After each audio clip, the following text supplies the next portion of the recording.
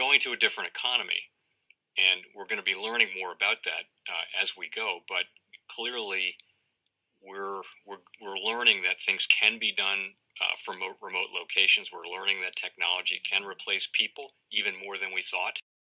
We're not going back to the same economy. We're recovering, but to a different economy, and it'll be one that is more leveraged to technology. And I worry that that is going to make it even more difficult than it was for many workers.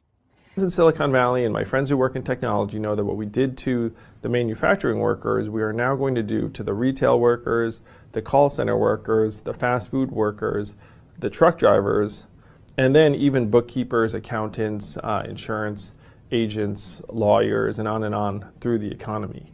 So what happened to the manufacturing workers is a very clear sign. This effort. And China has big plans for this. They intend to seed their digital yuan into the global environment by giving it away to visitors at next winter's Olympics. When they arrive at the airport, they're going to get yuan digital wallets. They're going to receive digital yuan. They're going to use it throughout their visits to Beijing, and then they're going to take it back to their home countries.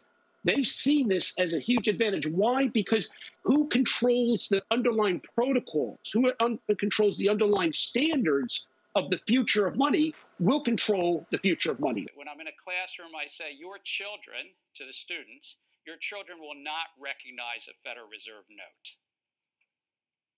Now, I mean, I'm hoping their children aren't in the kind of the drug trade or something. But I think 20 years from now, 30 years from now, I'll say most people will not recognize coins and physical notes. We've dematerialized money.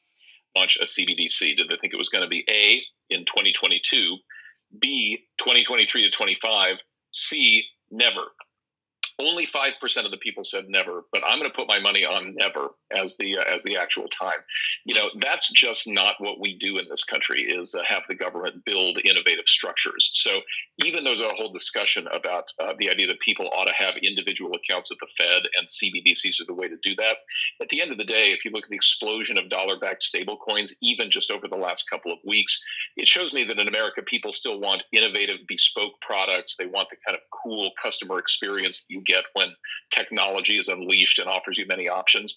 The idea of funneling everybody into the Fed, for a CBDC feels a lot to me like asking people to go back to the post office. I just don't think that's the American way. It's clearly the Chinese way, but I don't think we're going to see that in this country, is my prediction. A lot of talk, less action.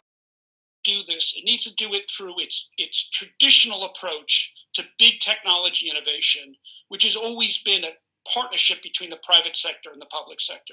Whether it's putting a man on the moon or building the internet, the United States always does big things working together. And Chairman Powell, not too long ago, said this is so important that it needs to be done by basically federal workers. Well, I have enormous respect for Chairman Powell, but on this point, I disagree. This is so important that it cannot be done by government workers alone. This is so important. It needs to be done in a full-blown public and private partnership, the way we always do big things in the United States, and the way we need to do this big thing.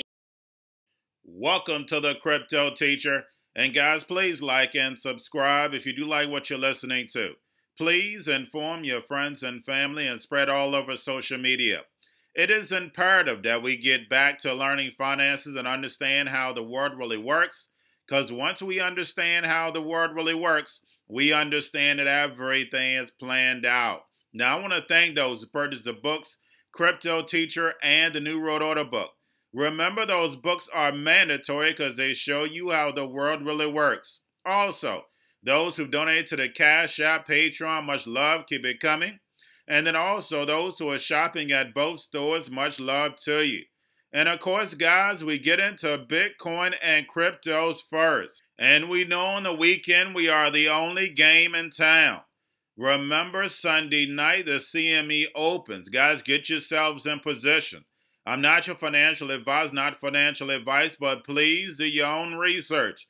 We know that we have back on Thursday. So we definitely should move up. So we should have a little pump and then a dump. I don't think that we're going to have a pullback like we had the last 2 months. But guys, make sure you are definitely paying attention to the actual indicators. Now we have eToro CEO says Bitcoin is the king of crypto and it's here to stay. Is it here to stay? Yes. Is it the king of crypto? No. We know who the king of crypto is. That's right, stablecoins. We know stablecoins are not going anywhere. They're definitely here to stay. Now, Bitcoin Lightning that's working behind the scene that's going to do micropayments. What is Bitcoin Lightning? Stablecoins. That's what it is, guys. The IOU. Now, I did a video on Gary Gensler last night, guys. Do not forget that video was from back, I think, 2019. He stated that your child would not recognize a Federal Reserve note. Now, how would he know that, guys? That's right. We know how the New World Order works off a plan, because this was planned out a long time ago. And Gary Gensler and Janet Yellen is the central bank chess pieces to move this fourth industrial revolution. Take humanity out the picture. Bring in the robots, the drones, the algorithms, machine learning. Check my video I did yesterday. That's the reason why I always tell you about Ben Gertzel. If you have my New World Order book, you understand.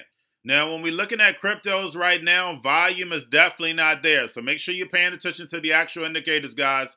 We have volume, Tether, USDC. Make sure we're looking at the Fed app. I think they did like $547 billion. That lasts us until Tuesday. Plus, they'll do another repo Monday afternoon. So, guys, we definitely should get a little pump in cryptos and in stocks between that Monday and Tuesday. Now, also, guys, do not forget about Grayscale. Very important. Remember, this Bitcoin trust has been locked up. And then plus, the lockup period ends anyway, end of this month, beginning of next month. Now, getting over into an actual little crypto news, guys, we have Bitcoin Taproot upgrade finally locked in for activation set for November. So this is supposed to speed up transactions and privacy, and I will do a full video getting more into detail about Taproot. Also, guys, we have Texas regulator allows state-chartered banks to hold cryptocurrencies. So definitely, guys, we know this is strategic method. Remember, Brian Brooks was the main one behind that. Remember what he stated, DeFi is definitely the new banking. But that's all I have for you guys. Don't forget about the books, Cryptoteacher and the New World Order book. Also, if you're new to cryptos, Coinbase, Bitrue, Binance, do not forget book links and crypto links are in the description. The Cryptoteacher stock channel. Do not forget about the stock channel, guys. You have your Kobo, your chip stocks, your banking, your gaming. While everybody's sitting at home, got their own stocks, the Xrp, the biotech stocks. And while everybody's at home getting free money or waiting on that free money, what are they doing? Drinking and smoking weed. Don't forget about those stocks, and you have a wonderful day. You know that you and I worked together at Coinbase. When I was at Coinbase, you were at Circle. We put together one of the most important stablecoin projects in the world. Sylvia McCally's Algorand, who's a Turing Award winner at MIT that I work with. Sylvia's got a great technology that has performance. You could create Uber on top of it. Uber, Bitcoin, self-driving cars. Combine those three together, and you have the self-owning taxi. A car that is a corporation that owns itself, pays for the car lease, the car insurance, and the gasoline from the revenues it makes, giving passengers a ride, and there's not a single human involved in that matter.